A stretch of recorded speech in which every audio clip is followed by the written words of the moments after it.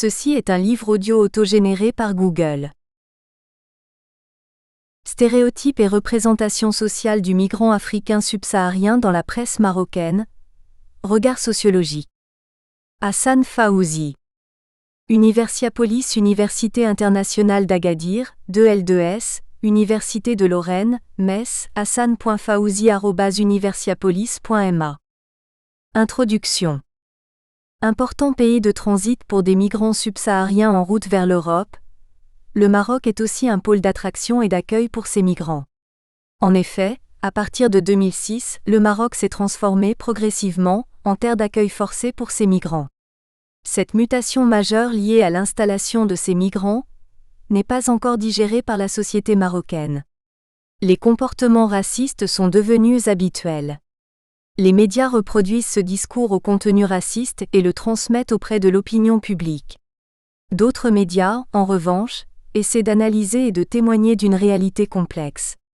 Le traitement que réservent ces médias aux migrations subsahariennes vers le Maroc nous a interpellés par l'impression qu'il dégage un véritable consensus national, gouvernement, journalistes et population, sur leur supposé danger.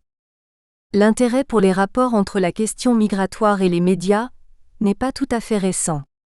Déjà au début des années 1980, Peter Braham a écrit « How the Media Report Race », un article qui est toujours très actuel et dans lequel il établit les rapports entre la société, les médias et l'immigration. Le bassin méditerranéen, en tant que site de flux migratoires et de réseaux médiatiques transnationaux particulièrement denses, constitue un laboratoire fortement riche pour l'étude des relations entre médias et migration. En Europe, les études sur la représentation des immigrés dans les médias se sont multipliées à partir des années 80 en France et plus récemment, en Espagne et en Italie.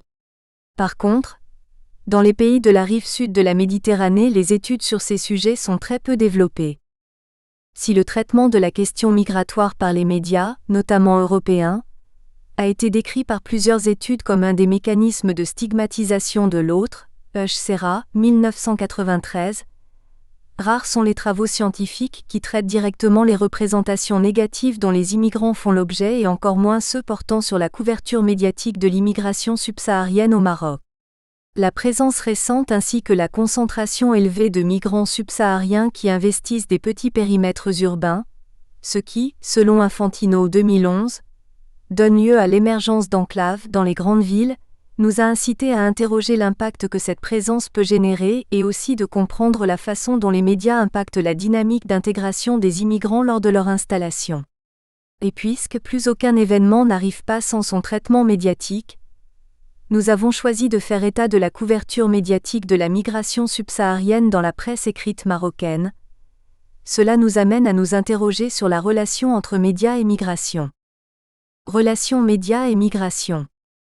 Depuis les 3 dernières décennies, migration et médias connaissent des mutations importantes, incitant plusieurs auteurs à s'intéresser à ce champ de recherche et aux enjeux liés à l'immigration, et abordant l'impact des différentes politiques d'intégration sur la façon dont les médias parlent de l'immigration en Europe, où on perçoit, pour chacun des États, les liaisons entre les modèles politiques d'intégration et le discours médiatique. Tristan Matelas revient d'abord sur la genèse des politiques dites de diversité en France, depuis le programme télévisé Mosaïque, créé dans les années 1970 à destination des immigrés, jusqu'aux plus récentes mesures en faveur d'une meilleure représentation télévisuelle des minorités, Frachon et Sassoon, 2008, Rigoni, 2007. Tristan Matelas remonte aux années 1970 avec les politiques dites de diversité en France, depuis le programme télévisé Mosaïque, créé dans les années 1970 à destination des immigrés. En se gardant de défendre l'idée selon laquelle les médias font l'immigration, en présentant notamment les pays européens comme un Eldorado, on peut avancer l'hypothèse que l'articulation entre médias et migration est ancienne et réside dans le rôle des médias dans les stratégies de mise en œuvre du projet migratoire. Récolte d'informations pratiques, mais aussi recherche des apostrophes. Une relation amicale ou amoureuse avec une personne déjà installée en Europe, comme les jeunes générations précédentes le faisaient déjà à travers la presse magazine dans les années 1980 ou les cassettes vidéo dans les années 1990. Le texte de Tariq Sabri dans ses travaux des années 2000 avait pris à bras-le-corps la question de la relation entre les programmes télévisuels des grandes chaînes occidentales et le désir des Marocains d'émigrer vers l'Ouest. Cette relation réside aussi dans l'utilisation des médias comme moyen de gestion des migrations. C'est le cas des États du Maghreb, qui dans une perspective de maintien des liens communautaires, n'hésitent pas à utiliser les médias dans le but de diffuser leur version du récit national et d'inciter les émigrés à réinvestir dans leur pays d'origine. Dans les pays du Maghreb, les médias ont joué un rôle important à travers la mise en place de dispositifs médiatiques à destination de leurs émigrés en France, Espagne et Italie, etc. Rigoni 2016. D'ailleurs, durant ces années, Alger va se servir de la télévision par satellite pour communiquer avec ses émigrés dans les années 1990 et même avant à travers le journal L'Algérien en Europe, Mohamed Ali Hadraoui. Le Maroc, Abdel Fattah Benchena, l'un des États d'émigration ayant certainement mis le plus de moyens institutionnels dans le maintien de ses liens, voire de son contrôle, à l'égard de ses ressortissants et de leurs descendants à l'étranger. C'est le cas aussi de la Turquie, avec le développement de la chaîne satellitaire TRT International qui entendait, également dans les années 1990, à la fois maintenir les liens politiques et économiques avec les populations turcophones à l'étranger. Dans un autre registre, d'autres auteurs, Hadj Moussa 2015, se sont focalisés sur les chaînes panarabes reçues en Europe qui viennent contrebalancer les représentations de l'immigration, des musulmans et de l'islam parfois distordus et simplistes véhiculés par les médias occidentaux. Leurs travaux montrent que les images occidentales ne sont plus les seules à séduire au Maghreb, notamment parmi les jeunes générations, et que le discours identitaire surait l'arabité et islamité des chaînes panarabes. Plus récemment, la multiplication des médias électroniques et les médias communautaires ethnic media ou d'ethnic minority media a toutefois alimenté de plus en plus de recherches, notamment au sud et à l'est de l'Europe, sur les productions médiatiques ethniques, dont la REMT et Emigrinter se sont notamment fait l'écho, Cossé et al. 2013 Rigoni et al. 2010 Rigoni 2010. Avec la politisation de l'immigration, de plus en plus de travaux scientifiques s'intéressent aux représentations et aux stéréotypes dominants dans les discours médiatiques. En effet, les stéréotypes constituent une des entrées qui permettent d'aborder la question des représentations dans le discours journalistique ou médiatique, Serra, 1993. C'est pourquoi nous commencerons par donner une caractérisation générale de notre conception des stéréotypes et des représentations sociales, en nous inspirant largement de Serge Moscovici. Mais d'abord, il est absolument indispensable d'aborder le contexte social de l'utilisation des stéréotypes et des représentations sociales. Plus précisément, il s'agit du contexte des flux migratoires. Le Maroc, du transit à l'immigration. Face aux difficultés rencontrées aujourd'hui pour arriver sur le vieux continent, Aliwa, 2005, Goldschmidt, 2004, et face aux restrictions auxquelles sont confrontés la plupart des Africains qui souhaitent migrer vers l'Europe, les migrants ont dû en effet inventer de nouvelles portes et routes migratoires. Ainsi, des zones d'émigration, comme les pays du Maghreb, deviennent des terres d'immigration Aliwa 2015. Depuis le début des années 1990, le Maroc, pays d'émigration majeur, est de plus en plus traversé par des migrants subsahariens en destination vers l'Europe, Ben Saad, 2005, convertissant ainsi le Maroc en un pays d'immigration. Une fois au Maroc, ces migrants sont confrontés à un environnement social et culturel différent et une société qui les stigmatise. L'image stéréotypée et le regard négatif porté sur les migrants africains subsahariens sont relayés par les médias. Ces derniers sont souvent accusés de propager des stéréotypes et des idées reçues fausses sur les migrants. En effet, depuis le début des années 2000, la migration subsaharienne a pris au Maroc des dimensions importantes et depuis le traitement de cette thématique ne cesse de s'intensifier. Le Maroc, par sa position géographique, est devenu un pays de migration.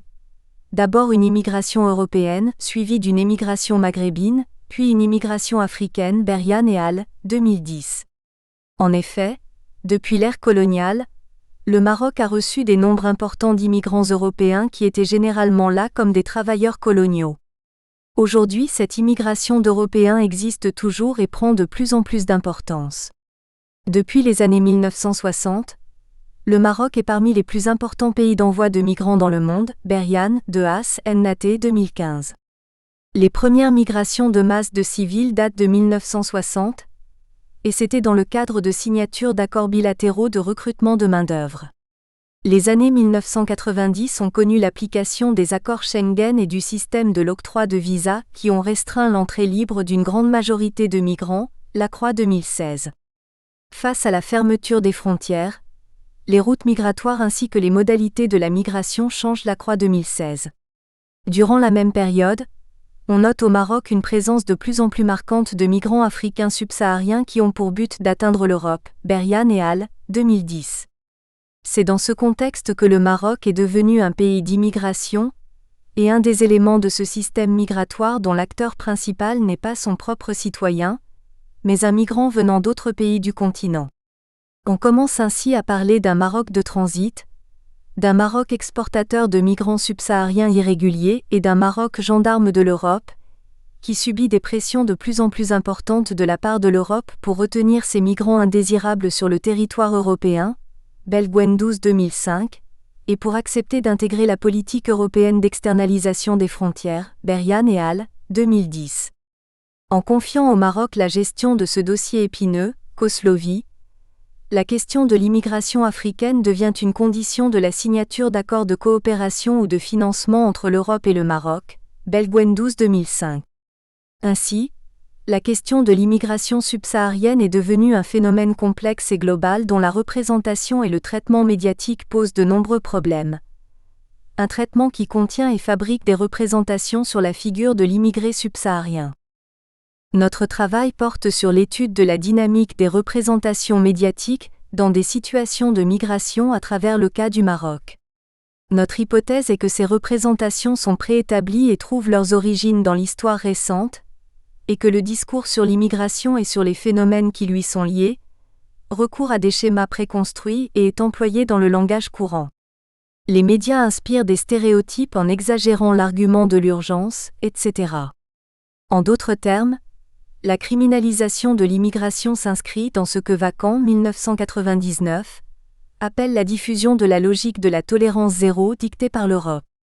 Mais, au-delà des aspects politiques, les implications économiques et macroéconomiques du fait migratoire ne sont pas à écarter puisqu'elles expliquent cette approche positive de la migration qui s'inscrit dans un nouveau contexte, celui de l'ouverture du Maroc sur l'Afrique. Pour ce faire, nous avons estimé pertinent de travailler sur un corpus aussi exhaustif en examinant et en analysant un total d'environ 380 articles en français et en arabe, publiés entre 2000 et 2018 dans la presse écrite marocaine, journaux quotidiens, hebdomadaires et presse en ligne. Nous tentons de saisir les lignes dominantes du traitement médiatique des immigrants africains subsahariens et les représentations qu'elle s'en fait. Le choix de la presse écrite, Tab 1, nous a été dicté par l'accessibilité à ces archives et aussi parce que son lectorat est plus important. Le corpus d'analyse est constitué de plusieurs articles empruntés à la presse écrite, à travers lesquels nous analyserons le discours tenu par la presse marocaine face à la nouvelle donne qui fait du Maroc un pays d'immigration. Pour le traitement du corpus, nous avons choisi le logiciel R qui se présente comme une méthodologie d'aide à l'étude et l'interprétation de corpus textuels et qui permet d'appliquer sur le même corpus des opérations caractéristiques de la statistique lexicale, mesure d'occurrence et de co-occurrence de termes, et de l'analyse de données textuelles, classification hiérarchique ascendante et analyse factorielle des correspondances. Sous R, l'analyse de données textuelles présente les étapes préalables d'opérations de base comme le chargement des données, le découpage en tokens ou la conversion en matrice termes-documents. Il permet aussi l'extraction et la visualisation des thèmes, la classification des mots, l'indexation et l'extraction des relations entre entités nommées. Lors de l'importation de notre corpus, et dans la perspective d'une classification ascendante hiérarchique et d'une amélioration de la qualité de l'analyse de données, nous avons découpé celui-ci en unités plus petites, l'unité choisie et le paragraphe. Puis nous avons défini le niveau de traitement lexical du corpus.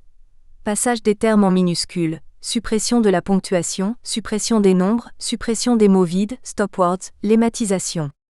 Cette méthodologie nous a permis de décrire l'utilisation des mots dans les discours, leur fréquence, la régularité de leur usage et la conjonction de leurs apparitions dans des portions similaires de texte.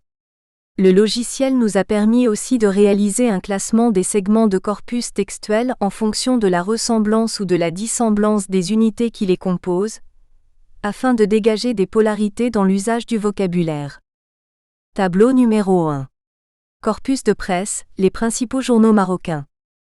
De l'analyse de notre corpus, 5 classes lexicales distinctes ressortent en représentant plus de 70% du corpus. Ces classes ont été exprimées à travers plusieurs thèmes et vont nous permettre de reconstruire les grandes lignes de la représentation attenante. 1. Flux migratoire et croissance économique. 2. Lutte contre l'immigration clandestine. 3.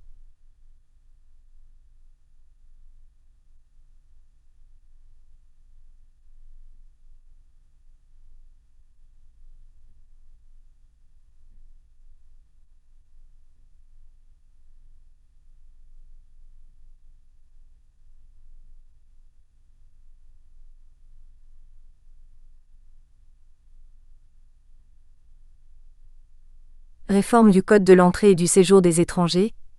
4. Politique gouvernementale. 5. Mobilisation contre les violences et pour la régularisation des migrants. 6. Politique africaine du Maroc.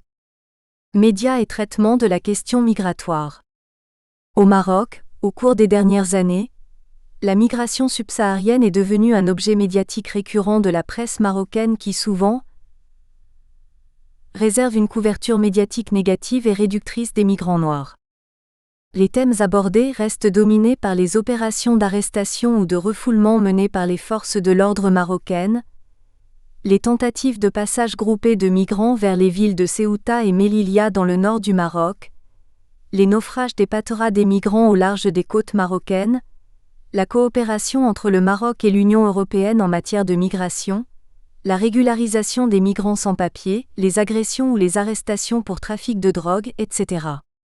Ces thèmes, dont les rubriques des faits divers des journaux s'en font l'écho, participent à la diffusion des préjugés et des stéréotypes classiques sur les migrants subsahariens. Vendeur, Gasto 2007. Dans les articles étudiés, le migrant subsaharien au Maroc est présenté comme une menace multiforme, un criminel, faussaire, faux-monnayeur, trafiquant de drogue, escroc et proxénète, etc. Il est associé aussi à d'affreuses maladies dont il serait le vecteur. Nombreux sont les exemples des aspects négatifs de la représentation des migrants subsahariens dans la couverture médiatique.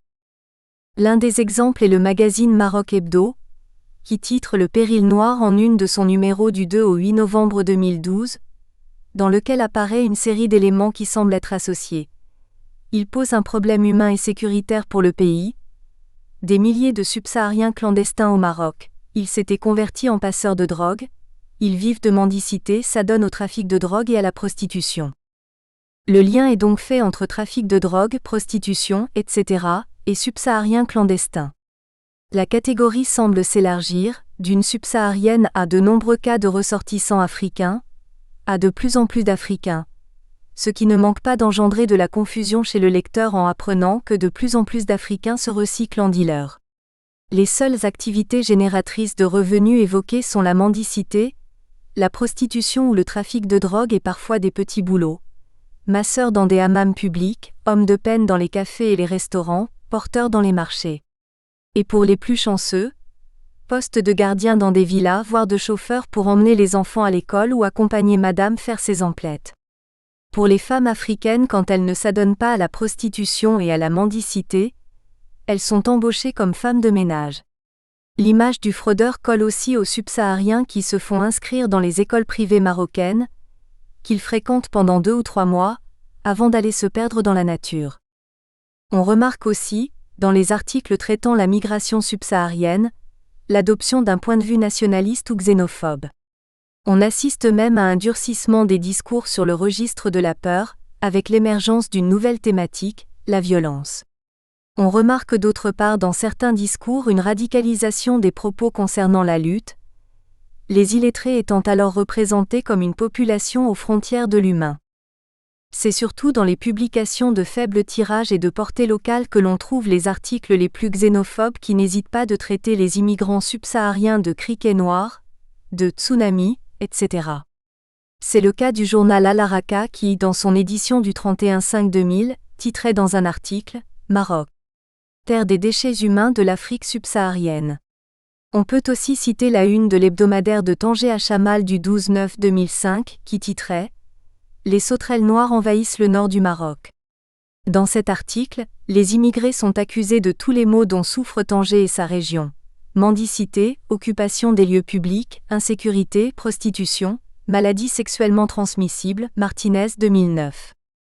À la fin de l'année 2005, surtout après l'assaut des grillages frontaliers de Ceuta et Melilla, la question du racisme commence à faire son apparition dans quelques journaux marocains tels quels le journal hebdomadaire, qui n'hésitèrent pas à exprimer leur sidération face aux abus des forces de l'ordre et aux traitements appliqués aux immigrants subsahariens et à condamner leur déportation et leur abandon au milieu du désert alors que la presse officielle ne fait que relater les succès policiers dans la lutte contre l'immigration clandestine, Martinez, 2009.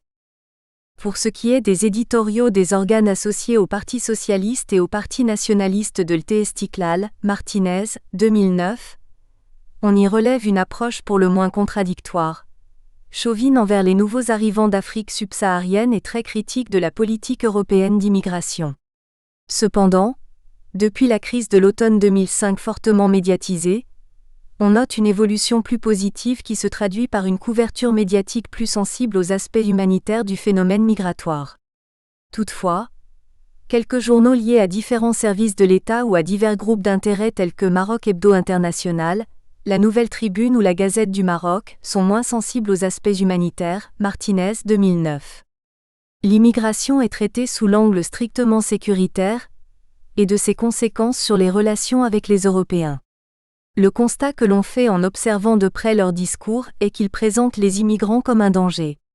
Si les relations entre migration, pauvreté, criminalité, mendicité et violence, drogue, sont souvent mises en avant par la presse marocaine, la couverture médiatique de la migration est déterminée particulièrement par l'actualité nationale ou internationale et par les politiques de communication des ONG ou du gouvernement.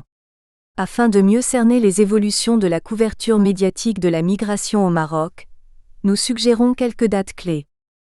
Les années 2002 à 2005, une couverture médiatique irresponsable à caractère xénophobe. C'est en 2002 que le premier reportage sur les migrants en situation irrégulière a été réalisé dans la forêt de Beliounech, nord du Maroc, par le quotidien Al-Adat Al-Maghribia. D'autres reportages suivront dans plusieurs médias, presse écrite et audiovisuelle. Le traitement médiatique de ce sujet était caractérisé par le choc des images. Le point culminant de cette période est les incidents de Ceuta et Melilla en 2005 face auxquels la grande majorité des médias marocains, exception faite pour le défunt journal Hebdo et tel quel, ont relayé la propagande officielle tout en défendant la thèse du gouvernement, Le Matin, L'Opinion, etc. Face à cette crise, la presse écrite a failli à sa mission de couvrir les événements de façon équitable, sûre et professionnelle. L'illustration par excellence de ce constat est la une de l'hebdo régional Hachamal, Le Nord, du 12 septembre 2005 qui titrait « Le Nord envahi par les sauterelles noires ». C'est le cas aussi d'autres journaux qui vont adopter une approche xénophobe, notamment le quotidien Al Haraka, L'Opinion, ou le journal Risala Al-Oumma qui n'a pas hésité à accuser des Africains d'avoir mangé un bébé à Rabat. Il importe de souligner que c'est pendant cette période que la loi relative aux étrangers a été approuvée, en juillet 2003, sans aucune réaction particulièrement des partis politiques. Seuls les petits partis de gauche et certaines centrales syndicales ont condamné l'approche sécuritaire de la question de l'immigration, Martinez, 2009.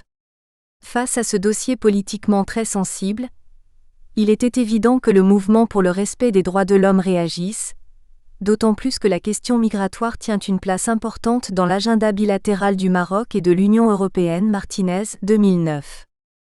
Les années 2006 à 2013. Instruments politiques aux mains de l'État. Cette période est marquée par la mise en œuvre d'une politique sécuritaire pour la gestion des flux migratoires, par l'émergence d'un réseau associatif défendant les migrants en situation irrégulière, l'implication de l'Union européenne dans la définition des priorités du gouvernement du Maroc. Durant cette période, La presse hésite entre un journalisme professionnel et un journalisme sécuritaire qui se concentre sur les succès des forces de l'ordre dans leurs opérations d'arrestation des migrants en transit et en situation irrégulière, et qui justifie auprès de l'opinion publique les choix sécuritaires de l'État. Durant cette période, la figure de l'Africain trafiquant de drogue, receleur de devises, proxénète, arnaqueur, etc., fait la une des journaux à grande diffusion tels que les journaux Asaba, Al-Masé ou Al-Akhbar, Le Messie 2015.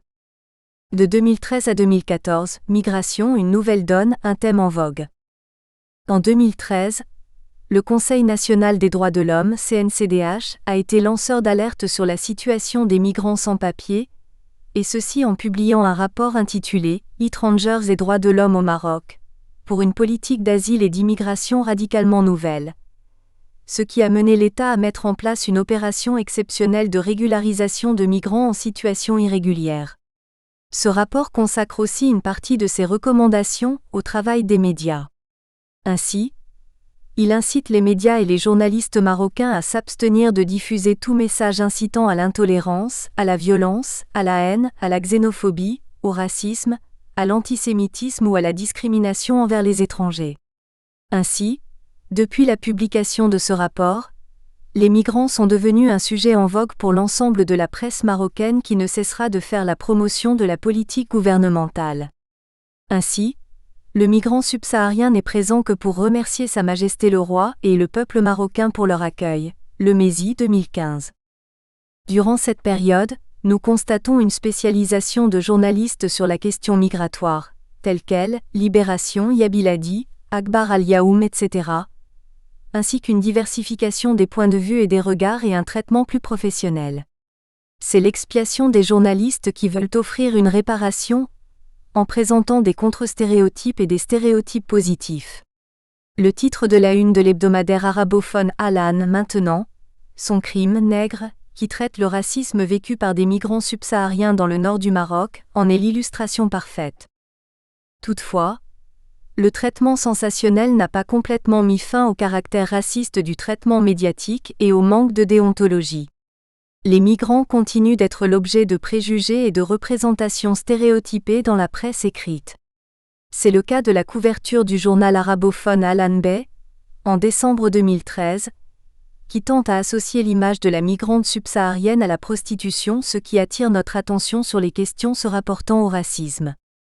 La tonalité dominante du discours médiatique des années 1990 à 2000 est la dramatisation.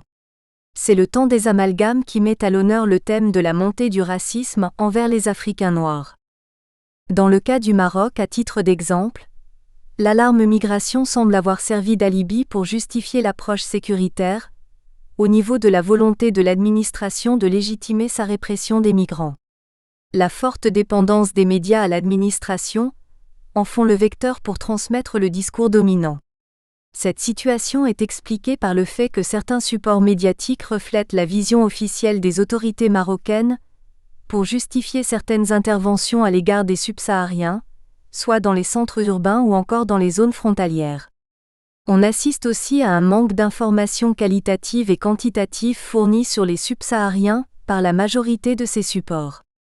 Cette logique de certains médias a tendance à s'accentuer en l'absence d'un débat public qui pourra tirer un signal d'alarme contre tout type de discrimination contre les subsahariens.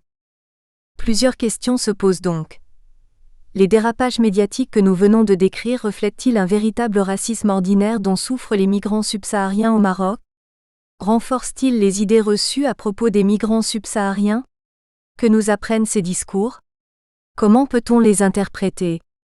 Comment notre société, à travers la presse, parle-t-elle des migrants noirs ? Ces discours de la presse sont en quelque sorte le reflet, l'écho amplifié des discours du sens commun, de l'opinion qui véhicule les représentations sociales de la société sur les Noirs en général. Le premier constat que l'on fait lorsqu'on étudie les discours sur l'immigration dans la presse, c'est que la presse transmet un discours de haine raciste auprès de l'opinion publique même si quelques journaux s'efforcent de rendre compte d'une réalité complexe. Aussi, ces discours, constitués de stéréotypes négatifs sur les migrants noirs, sont construits la plupart du temps sur une stratégie de l'implicite. Pour la majorité d'entre eux, en effet, On part de postulats basés sur de prétendues évidences reconnues et acceptées par tout le monde, pour aboutir à des conclusions finalement très aléatoires. Il ressort aussi de l'étude de ces discours, que les médias peuvent jouer un rôle important dans l'activation des représentations sociales ou la déconstruction des stéréotypes, permettant ainsi l'intégration des migrants subsahariens dans la société.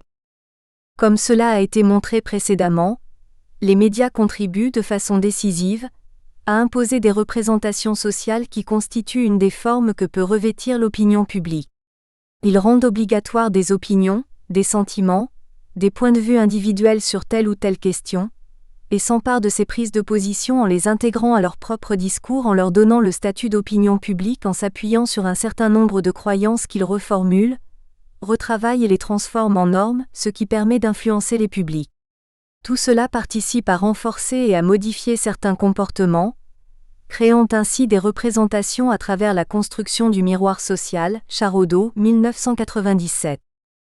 On identifie au Maroc 2 dimensions dans lesquelles les pratiques institutionnelles et les langages fabriquent des agglomérats reconnaissables.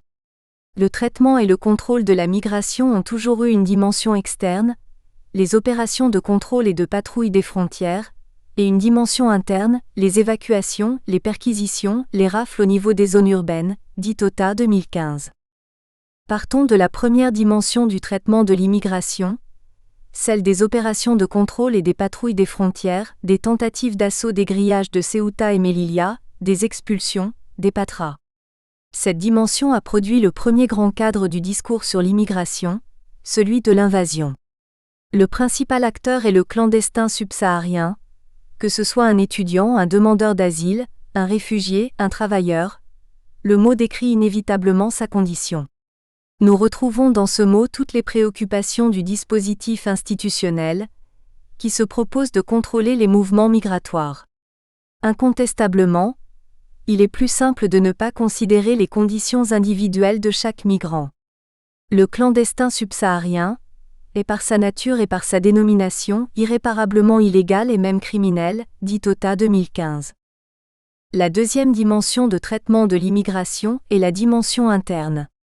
Cette attention médiatique se caractérise par une forte criminalisation et finit par légitimer, à travers la construction d'une urgence, une législation discriminatoire envers les étrangers, STDA, mendicité, prostitution, atteinte à la sécurité des personnes, etc. Dit OTA 2015. Les 2 dimensions du traitement de l'immigration que l'on vient de voir combinent souffrance et stigmatisation, et s'inscrivent dans une conception strictement policière et souvent criminalisant, des mouvements migratoires. En tout cas, une chose est sûre. Les médias, à travers les catégorisations, transmettent des représentations et reproduisent les stéréotypes existants dans la société marocaine sur le migrant africain subsaharien, sachant que les représentations sont le produit du réel social et également productrices du réel social. Cela nous mène à la question suivante. Les représentations qu'on se fait des immigrants subsahariens dans les médias ne se basent-elles pas sur les clichés, les préjugés et les stéréotypes préprogrammés dans l'inconscient collectif de la société marocaine à l'égard de la population noire africaine ? Au-delà des préjugés, le traitement médiatique pose une question fondamentale. La société marocaine est-elle raciste ? Quand on évoque l'immigration, la relation avec les populations autochtones est rarement interrogée. Le statut particulier des autochtones, résultant des lois sur les réserves, exclut toute immigration sur leur territoire. Cependant, sur un plan culturel, les contacts ont toujours existé. Le rapport des Marocains vis-à-vis des Africains subsahariens. Au Maroc, les étrangers subsahariens sont nommés al-Afrika, terme arabe qui désigne les Africains. Il s'agit ici d'une mise à l'écart et d'un éloignement. En fait, l'africanité n'est qu'une affaire de couleur de peau. Le Marocain se reconnaissant souvent moins dans son appartenance africaine qu'arabe et maghrébine. Les premiers cours d'histoire reçus à l'école soulignent cet aspect. Le clivage culturel semble constituer un obstacle dans les rapports entre Africains subsahariens et Marocains. Caribi 2015 para. 17. Renforçant ainsi la perception négative que la société marocaine a des migrants africains subsahariens qui se matérialisent systématiquement par un passage aux actes racistes. Plusieurs migrants subsahariens ont fait des expériences négatives dans la rue. Ils se disent insultés dans la rue, et presque quotidiennement harcelés. À leurs yeux, leur phénotype souvent différent est la raison de ces réactions de la part des gens de la rue. Surtout dans les quartiers populaires, les enfants les appellent Adzi, qualification de personnes de couleur qui porte une connotation péjorative, Berian 2011 para. 11.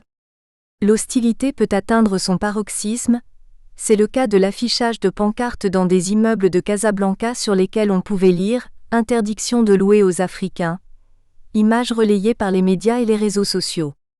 Sur ces derniers, les Marocains perçoivent la migration subsaharienne comme une invasion.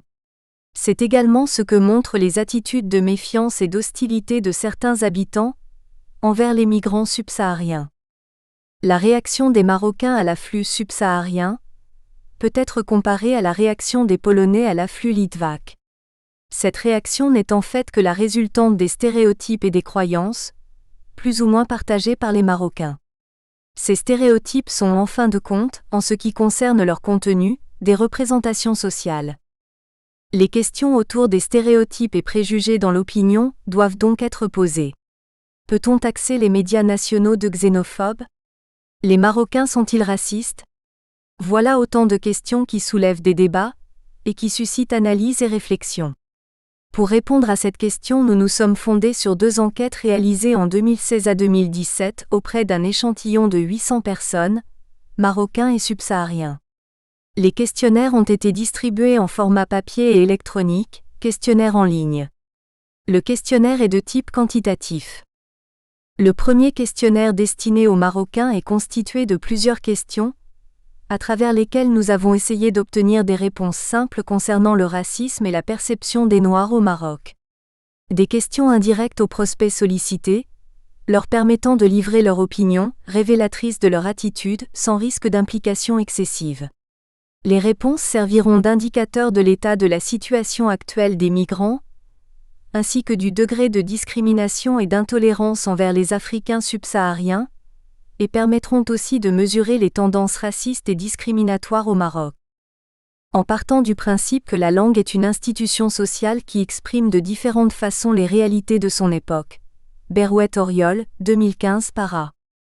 1. Notre questionnaire porte sur l'usage des mots Adzi, Draoui, Kel, Azouki, Artani, qui ont une connotation négative ou qui peuvent être marqués, objet d'une singulière connotation, au sens de ensemble de significations secondes provoquées par l'utilisation d'un matériau linguistique particulier et qui viennent s'ajouter au sens conceptuel, fondamental et stable, qui constitue la dénotation. Larousse. Le choix de ces mots n'est pas anodin. Il désigne de manière très péjorative les personnes de peau noire et confirme l'existence d'une culture raciste. Ces mots Adzi, Draoui, Kel, Azouki, Artani sont profondément entremêlés des questions d'origine et de racisme. Des mots lourds de sens, de symboles de racisme et d'une histoire douloureuse. Des termes réducteurs, négatifs, de l'homme noir assigné à une prétendue sous-humanité, Berouet-Auriol, 2015, et qui représente le plus grand réceptacle d'une mémoire de souffrance et d'esclavage au Maroc. D'après l'analyse des résultats de notre questionnaire, graphique numéro 1, il ressort que ces termes souvent utilisés pour désigner les Noirs ou plutôt les nègres drainent la douloureuse mémoire esclavagiste, et montre combien sa connotation péjorative s'est banalisée. Ces termes péjoratifs correspondent à une réalité qui autorise la thèse selon laquelle la société marocaine est raciste, et que l'héritage esclavagiste et raciste reste ancré dans les mentalités et l'ADN des Marocains. C'est ce qui ressort de l'analyse des graphiques numéro 2, 3, 4, 5 qui montre combien le poids de la culture intervient dans l'interprétation du refus du mariage mixte. L'aspect le plus intéressant de l'enquête réside dans la nette intériorisation des stéréotypes et préjugés sur les Noirs, des exclus de statut inférieur. Ces stéréotypes représentations sociales des Noirs constituent le réservoir socio-cognitif où les attitudes prennent forme, Bergamaschi 2011. Ceci semble refléter fidèlement la thèse déjà esquissée par Serge Moscovici, selon laquelle les représentations sociales sont le réservoir des connaissances relevant du sens commun où les attitudes prennent forme, c'est-à-dire les évaluations que l'individu exprime sur un objet donné. Graphique numéro 1. Des mots à connotation péjorative, source, enquête de terrain. Graphique numéro 2. L'héritage esclavagiste, source, enquête de terrain. Graphique numéro 3. Perception des mariages mixtes entre noirs et blancs, source, enquête de terrain. Graphique numéro 4. Le mariage comme indicateur de discrimination envers les noirs, source, enquête de terrain. Graphique numéro 5. Le poids de la culture, source, enquête de terrain. Comment expliquer ce double discours ? Ces stéréotypes ne sont pas seulement le résultat de représentations négatives du migrant africain subsaharien, mais aussi et surtout de comportements en relation avec le contexte historique. En effet, ces représentations négatives se situent dans la droite ligne de la longue tradition esclavagiste des Marocains. Peut-on parler alors du retour du refoulé historique, véhiculé par les médias ? Quel est le poids de l'histoire dans la banalisation des préjugés anti-immigrants subsahariens noirs ? Tout processus de catégorisation sociale, y compris le développement de stéréotypes liés à un mouvement de migration, dépend d'un environnement social donné. Pour comprendre comment furent réactivés les stéréotypes appliqués aux immigrants africains subsahariens, il faut clarifier le contexte politique, idéologique et culturel de la société d'accueil. Dans la perception des Marocains, les Africains noirs constituent aujourd'hui encore un mythe historique, un mythe qui n'a cessé d'être transmis tout au long de ce siècle. Cela questionne sur le rapport à l'histoire. Le poids de l'histoire. Au milieu du XIXe siècle, l'historien Ahmed Raled Nassiri publia des diatribes anti-esclavagistes. À cette époque, des milliers de Noirs vivaient dans des conditions de servitude perpétuelle. Bien que l'islam condamne l'esclavage, cette pratique était largement répandue dans l'Empire chérifien. Depuis l'installation de la dynastie des Almoravides au XIe siècle, des centaines de milliers de Noirs sont acheminés à travers le désert jusqu'au marché de Sijil Massa, Marrakech, Fès ou Rabat, Crétois, 2014. Le pouvoir politique ainsi que les Fouqaha, juristes et théologiens musulmans, étaient des acteurs principaux de cette pratique. Selon l'historien Bott, 2010, le sultan Moulay Abderrahmane prélevait aux marchands une taxe sur le trafic des esclaves. Dans son ouvrage Black Morocco El Amel, 2012, rapporte que la plupart des esclaves travaillaient comme domestiques dans les foyers. D'autres tâches leur ont été assignées telles que le travail au XVIe siècle dans les sucreries de Taroudan et de Chichaoua, et la construction d'une partie des murailles de la ville d'Essaouira. Au XVIIIe siècle, plusieurs esclaves étaient exportés vers les Amériques depuis le port d'Essaouira. Selon l'anthropologue Mustapha Naimi cité par Crétois, 2014, il y a bien eu des logiques esclavagistes au Maroc. Des logiques associant racisme et conquête militaire en Afrique de l'Ouest, attribuant ainsi un élan supplémentaire à l'esclavagisme. En 1598, l'expédition envoyée par le sultan Ahmed al-Mansour en Afrique subsaharienne, contre l'empire Songhai, est revenue au Maroc avec 10 000 captifs, suscitant ainsi de vives réactions et la réprobation de nombreux oulémas, autorités religieuses, Crétois 2014. Des années plus tard, le sultan alaouite Moulay Ismaïl aura lui aussi recours aux captifs noirs subsahariens pour la création de son armée noire, la garde des Abid al-Boukhari, qui compta environ 60 000 soldats. Le sultan aurait même songé à réduire à l'état d'esclaves les Aratines, noirs libres, pour les intégrer à sa garde, Crétois, 2014. Afin de soutenir la démarche du sultan, les oulémas n'hésiteront pas à avancer des arguments racistes. C'est le cas de ce savant Soussi, cité par El Amel, 2012, qui n'hésita pas à mettre en avant les défauts physiques et mentaux des Noirs pour légitimer leur asservissement. Il est important de souligner que le terme « abd » a longtemps été synonyme de marchandise, c'est ainsi que les Amazighs appelaient les Noirs Atignetissantes, le prix du sel, Destin 1938. En effet, les Noirs étaient exposés, vendus et échangés généralement contre des marchandises. Dans son livre L'esclavage en terre d'islam, Chebel 2007, explique qu'à la fin du XIXe siècle, Marrakech était le plus important marché d'esclaves au Maroc. On y vendait entre 7 000 et 8 000 esclaves par an. Enadji 1994. Ces hommes et femmes qui, parfois, sont exposés au marché réservé aux animaux, sont soumis à la vente plusieurs fois par semaine. Crétois 2014. Si l'esclavage a disparu, persistent encore aujourd'hui les stigmates d'un fait peu étudié et qui peut servir comme point de départ pour l'analyse et la compréhension des attitudes et comportements racistes envers les migrants subsahariens et les Noirs en général. Ce chapitre de l'histoire du Maroc, permet d'élucider dans une certaine mesure le rapport des Marocains à l'esclavage et aux Noirs, Awad Badoual, 2004. Il est important de souligner que l'esclavage au Maroc n'a jamais été officiellement aboli. Il a disparu lentement sous la pression du protectorat, XXe siècle, sans vague d'affranchissement ou de départ. Selon Awad Badoual, 2004, le fait que l'esclavage n'ait pas été aboli permet d'abord de comprendre l'absence de culpabilité.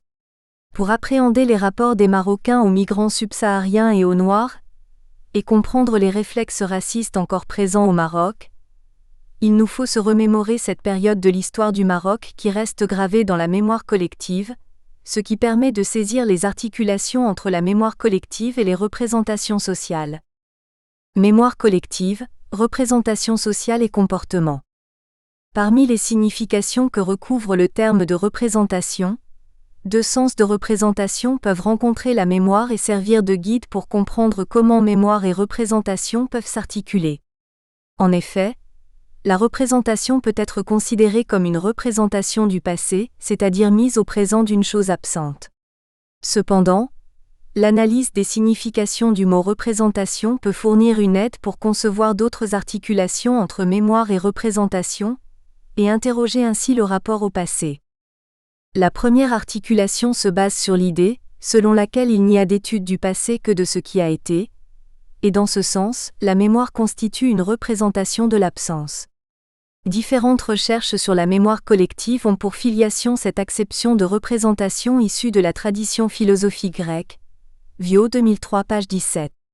Les travaux de Moscovici sur les représentations sociales de la psychanalyse, 1961-1976, puis par ceux sur les thémata, Moscovici 1993, Moscovici et Vigneault 1994, vont dans le même sens en dotant les représentations sociales d'une dimension historique tout en expliquant comment nos représentations actuelles se constituent et s'actualisent à partir d'éléments du passé. Viau 2003 page 17.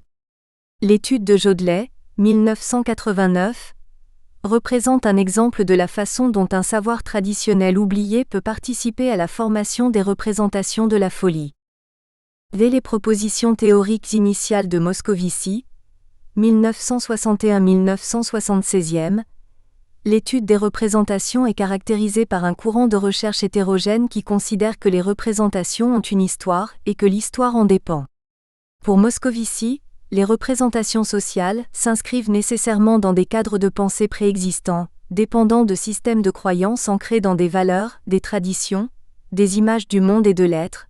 Moscovici et Vigneault 1994 page 26. C'est cet ancrage, retravaillé au travers des discours circulants, qui, selon Moscovici 1976, assure la construction des systèmes de pensée et de connaissance et fait passer du penser à l'agir. C'est cette analyse qui rend indispensable de prendre en considération les thémata qui sont des principes primaires ou des idées sources. Moscovici et Vigneault 1994. Moscovici 1961 propose le concept de thémata, afin d'enrichir les possibilités d'analyse grâce aux ouvertures que ce concept permet à la fois vers l'histoire des connaissances, l'anthropologie et la sémantique. Moscovici et Vigneault 1994 page 32. Le théma est ainsi un prototype du sens commun ancré dans la culture et les croyances et dans un contexte social et historique. Negura et Lungu, 2011 para. 4. Les thématas sont donc liés au contexte historique. C'est ainsi que dans l'étude des représentations sociales, la question des échelles de temps se pose avec acuité. Les usages du temps dans les écrits sur l'histoire de Fernand Braudel, 1958, et notamment sur la longue durée situent les représentations dans un passé lointain. Ainsi, pour résumer et en simplifiant quelque peu, on peut dire que l'articulation qui est proposée vise donc à introduire le passé comme élément constitutif intervenant au cours de l'élaboration des représentations sociales. Albvax 1925-1994 considérait que l'histoire fournissait aux individus des repères, des cadres, dates, personnages ou événements, leur permettant d'organiser leur mémoire, Viau 2003. Enfin, une autre articulation pourrait être envisagée entre mémoire collective, histoire et représentation sociale. Ces dernières ne sont saisissables qu'au travers de la compréhension des rapports entre mémoire collective et histoire. En effet, La mémoire collective jouerait un rôle primordial dans la définition identitaire d'un groupe par le biais de la narration et du partage de leur histoire. Il peut s'agir par exemple de l'expérience d'un groupe restreint. Ce peut être par exemple un événement important qui a marqué la vie d'un groupe si bien que les membres s'en souviendront pendant toute leur vie. À un autre niveau. Nous espérons que vous avez apprécié cet aperçu. Pour continuer à écouter ce livre audio sur Google Play Livres, utilisez le lien dans la description de la vidéo.